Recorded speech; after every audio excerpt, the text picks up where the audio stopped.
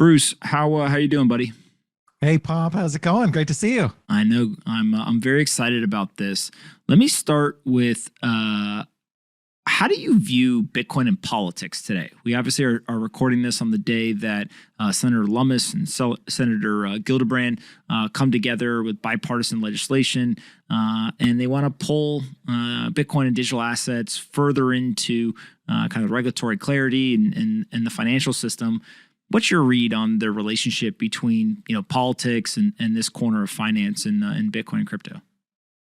Well, it's certainly getting more and more intertwined. I mean, I think that struck a lot of us who've been in the space a while. You down in Miami, for example, there was an event. Senator Lummis was there. I was there. Blake Masters, several other candidates. I think there was probably over a dozen candidates for federal office that were there, and a few other people who already hold office, a couple Congress members, and at least one senator, Senator Lummis. So, and then there's the mayors there, of course. So it's quite intertwined. I'm not sure that's a good thing. I think there's a lot of politicians who kind of jump into this because they see it as a fundraising opportunity or whatever. And, overall, I'm against regulation, obviously. So I'm not a fan of politicians meddling in this business. But it is certainly an interesting phenomenon to see how they've, kind of integrated into this space. How can people evaluate candidates in terms of who actually understands what they're talking about and who doesn't? And I won't put you on the spot. I'll throw out a candidate that I had high hopes for and maybe has disappointed, which is the New York City mayor. So the mayor of one of the largest cities came out, said he was going to take paycheck in Bitcoin, was saying a lot of the right things. I think people were like, oh, okay, this is a big switch for New York City from where they were. Gets in office and then almost immediately starts talking about proof of work is stupid and obviously gets a viewpoint that shows he doesn't really understand the value of the technology, doesn't understand how it works. So what's your suggestion to folks in terms of the framework they could use to analyze a political candidate or the ability for them to understand who actually understands this and has kind of the right thought process or not? Yeah, I think that you need to analyze candidates based on what their fundamental principles are. And ideally, it's interesting. Ideally, they wouldn't need to know about it. Somebody the other day was talking about an entirely different industry and asking, how much knowledge they should have. Really, politicians shouldn't need to know anything. Ideally, they should just mind our own business because the people in Washington, D.C. aren't going to know what, Jesse Powell or Brian Armstrong or Sam are doing better than those people are doing. The people who are leading industries, the people who are CEOs and business owners, small business owners, large business owners, individual workers, they're the ones who should be making the decisions about their own industry. So ideally, you have politicians that, don't really even need to know. They shouldn't need to know what's going on in Bitcoin. They should just say it's none of our business. Let those Bitcoiners do their thing. Let the crypto people do their thing. Let the Ethereans and the XRPs, let everybody do their thing.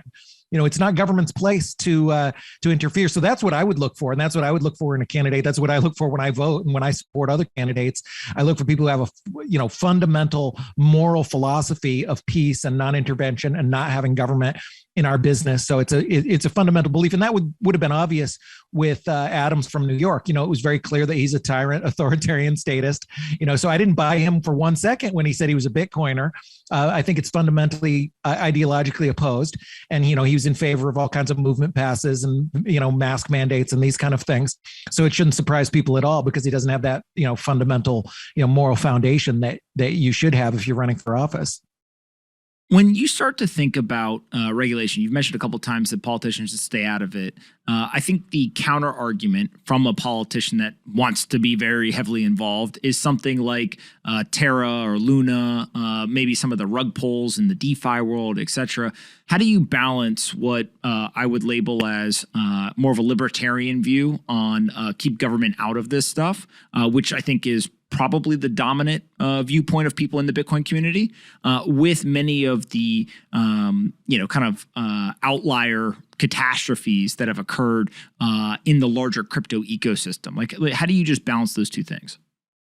Yeah. So the first thing is, these tragedies are terrible. People lose a lot of money. Sometimes they lose their life savings. In some cases, people lose their lives over it. It's a very, very serious thing.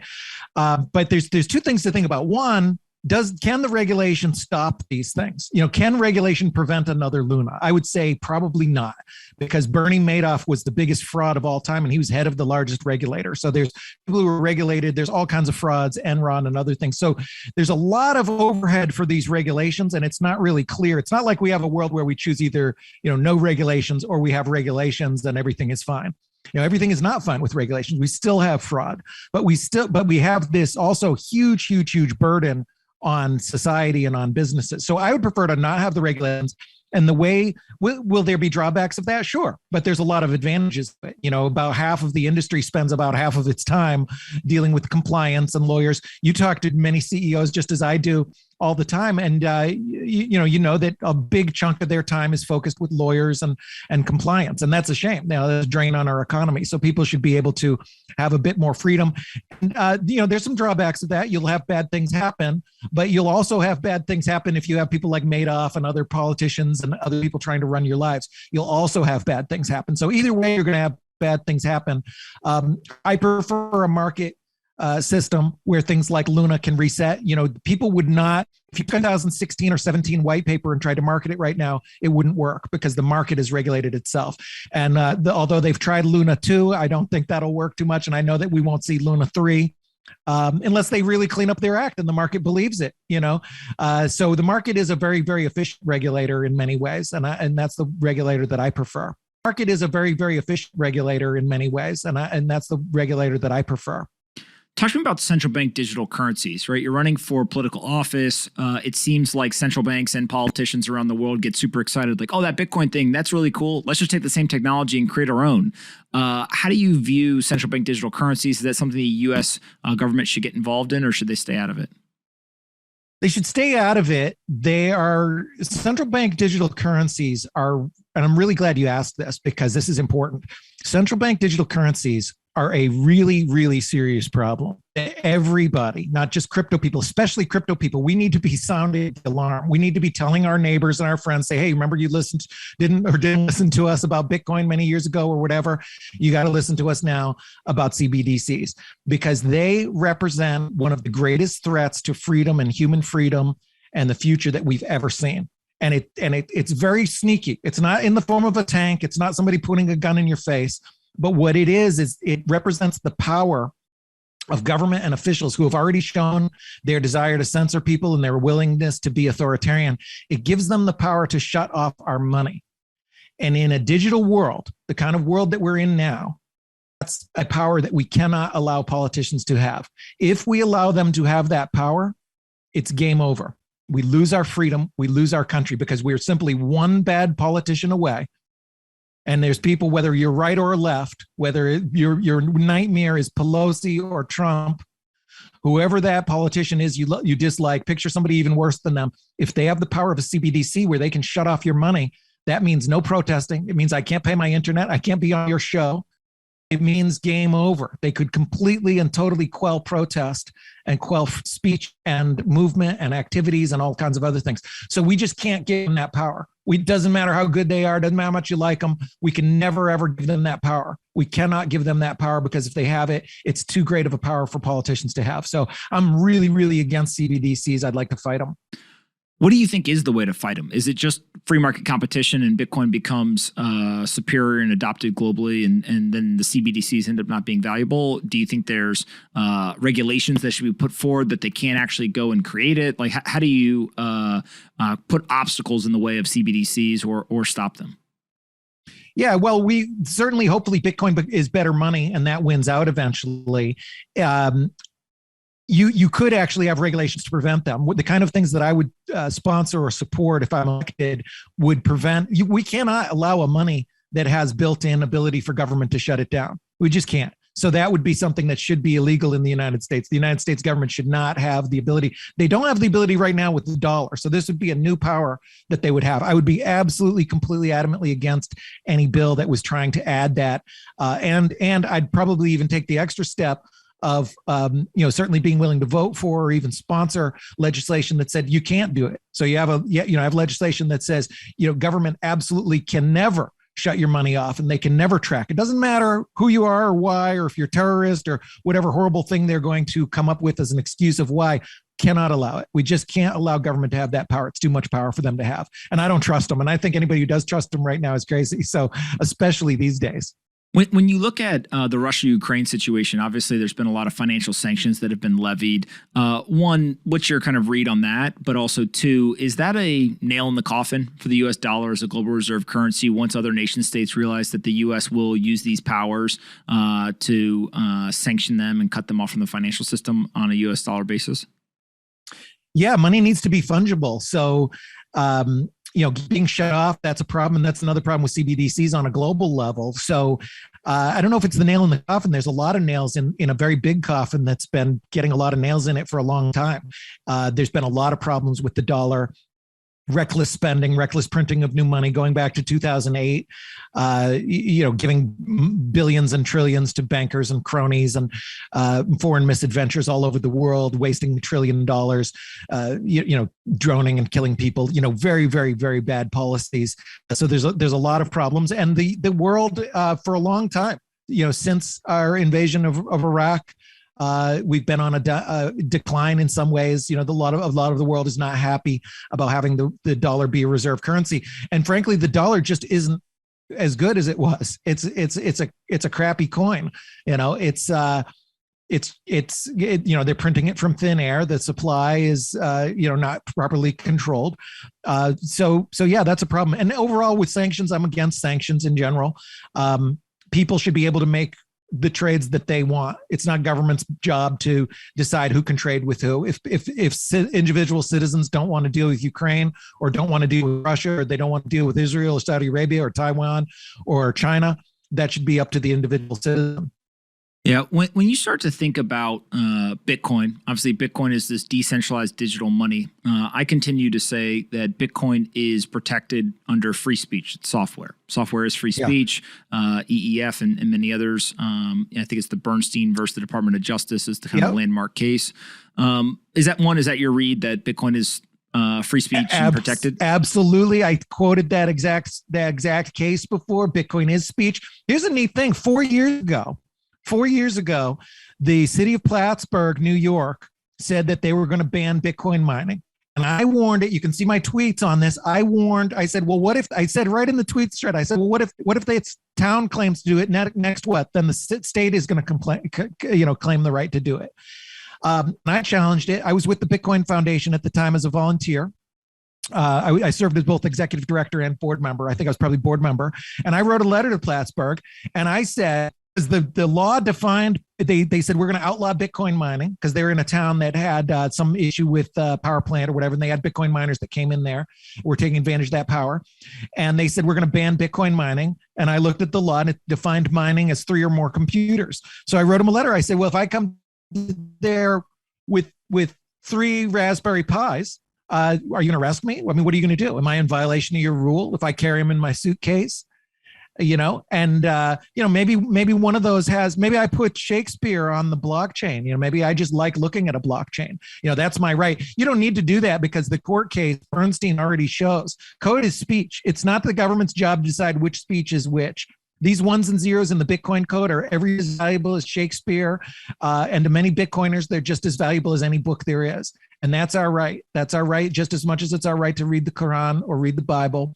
Or read Shakespeare, and we can write and read that code, and that's our right as Americans. That's a human right. And for somebody to say that people with fancy titles in a fancy office have the right to say that you can't run the code or read the code that you want to run on your computer is absurd. So absolutely, it's a free speech issue, and it's something that we've got to protect. And I hope that this New York decision gets overturned by the courts, and it should.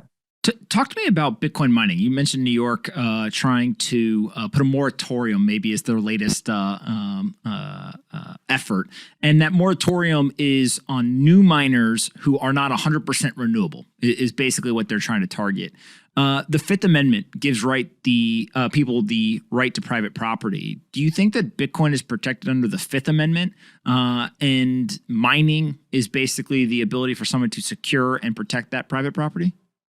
Yeah, for sure. I mean, I think that so your property is also your miners, the computers, and you have a right in America to own a computer, and you can run whatever software you want on it. You can type whatever words you want. And there's a person named Satoshi many years ago who typed some words and some numbers. And I like that person, and I'm going to run that person's software, and you're not going to stop me. That's it. So is the thought process that these types of efforts at the state level eventually get struck down as unconstitutional? Like play this out for me in terms certainly of should. How it plays It certainly out. should. It's a very, very solid case for speech, because what is a Bitcoin mine? You're running the software, and you can do that right on. I mean, I think you could do it on your phone if you're a little bit clever. You can certainly do it on a Raspberry Pi. You're not going to get many Bitcoin doing it that way. You're not going to get any, but you can run that software. And software is words and numbers. And the Bernstein decision says that it's speech, because clearly it is. Words and numbers are speech. And in America, we have a right to print speech and running speech, running a compiler or hitting execute or running an executable file. That's a form of speech. Absolutely. And that's all it is. And now this particular speech running this program throws off these weird doohickey widget things called Bitcoin. Okay. I mean, that's a thing that's within the code. That's not, that's not something that because of that, it gives anybody any authority to say what speech you can have or what kind of code you can run on your computer. So the whole thing is just absurd. And this is kind of a bigger issue with the overall creep that we see. We see with the SEC, with ESG, initiatives, other initiatives where you have government trying to get more and more into the lives of people and businesses, saying, well, you should run this software and this is okay. And it's not a waste to watch porn or Netflix or the Kardashians, but it is a waste to run this ledger verification thing that you want to run or whatever. And these kind of things just don't have a place in a free society.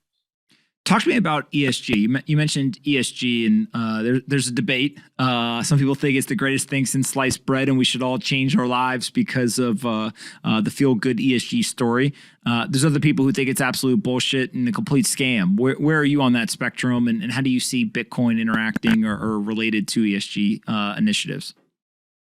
Yeah, I'm concerned about it because it's a way for government and other authorities. I mean, the people who say they like ESG, that's great. People should be able to do and like whatever they want. Any business should be able to have whatever kind of screens or business style that they want, and people should be able to buy and invest in that business or deal with that business. But what we're seeing with ESG is kind of a very heavy-handed top-down and in many cases government-driven initiative.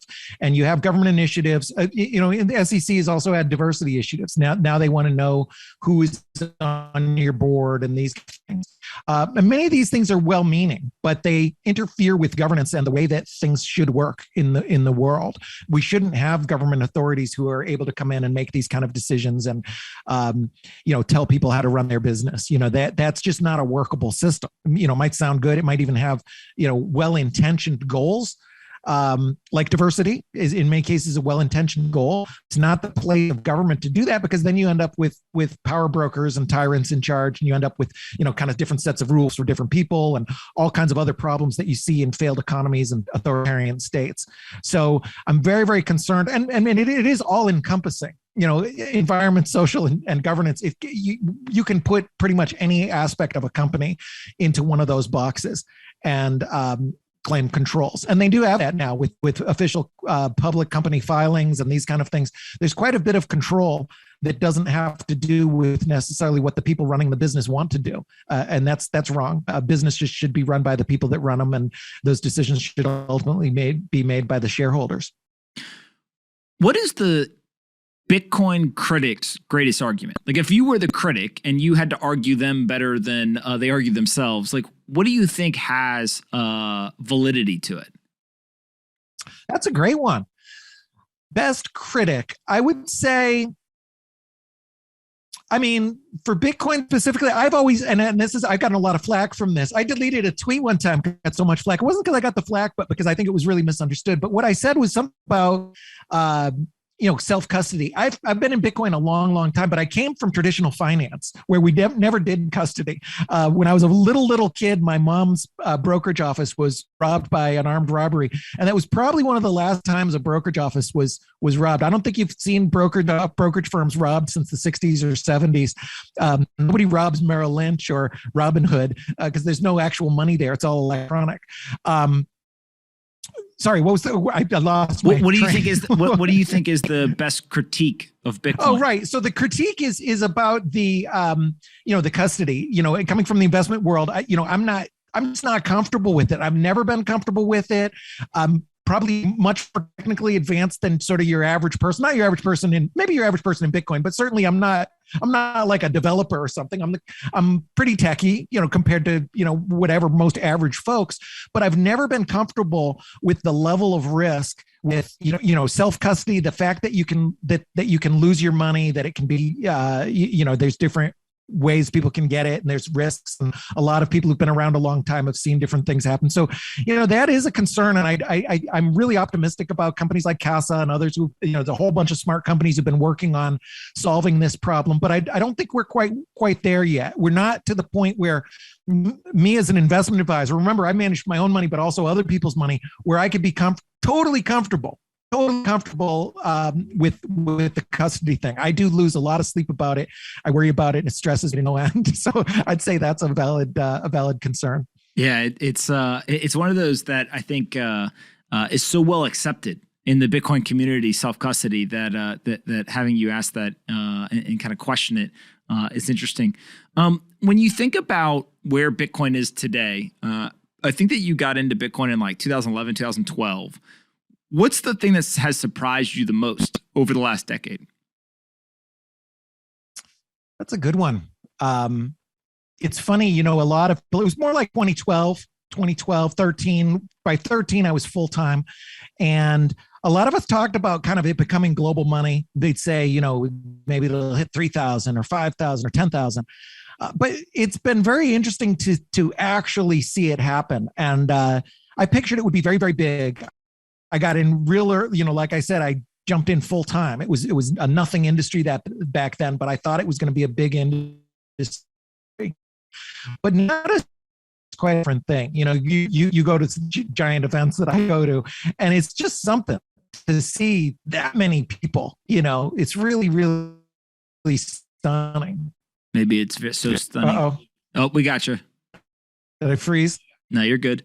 Yeah, the scope and scale, I think, has just been amazing to see firsthand. To see the number of companies and also the money. Some of these companies are just so huge. It's really interesting to see coming from like a startup environment, which is what the entire space was. I mean, it was really an experiment in those early days. There was a lot of people who weren't even doing it for business. They were just doing it because they thought it was cool. And then there's a few people thinking like, oh, maybe I'll make some money on this. I'll make some, and it's kind of sad. You look at the businesses, they're like, oh, I'll make t-shirts or I'll make pins or I'll make an exchange, different decisions that people could have made early in those early days. Some of the startups you could have invested in things, that's really, it's really been fun. It's been a great journey to watch this unfold. Talk to me. My last question for you is around the Senate race. What are the odds you win? What are the other candidates? What's kind of the breakdown of your specific race? Yeah, so I've got great chances because the incumbent is very weak. Her name's Maggie Hassan. She's a Democrat. She's only served one term. She only won by 1,000 votes last time.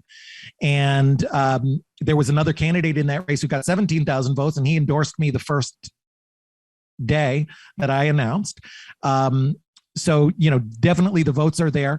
She's very unpopular. A lot of Democrats are, unfortunately for them, are very unpopular right now because of the view that their policies have failed and that Joe Biden has failed. And I think her policies have certainly failed.